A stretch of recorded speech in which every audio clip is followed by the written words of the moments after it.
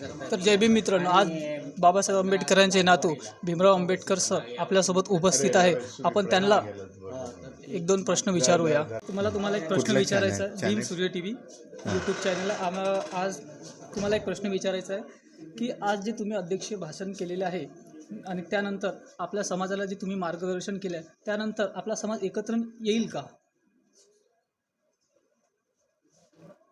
समाजाने एकत्र येण्याशिवाय आता दुसरा काही पर्याय राहिलेला नाही. की आपला जर समाज एकत्र आले तर ते टिकतील, नाहीतर म्हणजे बटेंगे तो मिटेंगे अशा प्रकारची आज सिच्युएशन या महाराष्ट्रामध्ये झालेली आहे. म्हणून मी माझ्या भाषणामध्ये सांगितलं, बाबा काय करायचं असेल तर हे नागपूर सिटीमध्ये एखादं राजकीय मॉडेल तुम्ही तयार करा. नेते विरहित तुमचं मॉडेल असायला पाहिजे.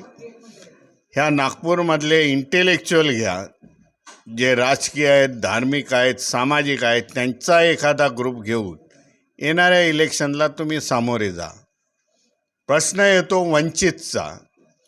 रिपब्लिकन मॉडेल आणि वंचित ह्यांची एकी करा आणि त्याच्या मीटिंगला त्याच्या इलेक्शनला समोर जा नागपूरमध्ये. हा जर प्रयोग यशस्वी झाला तर संपूर्ण महाराष्ट्रामध्ये असा प्रयोग करा.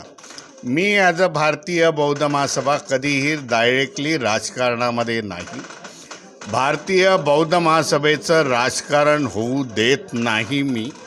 परंतु मी मगाशी म्हटल्याप्रमाणे राजकीय पक्षाला गैर राजकीय संस्था पाहिजे, तसा माझा सपोर्टिव्ह रोल असेल. नमो बुद्धाय, जय भीम. तर अशा पद्धतीने सरांनी आपली प्रतिक्रिया सांगितलेली आहे.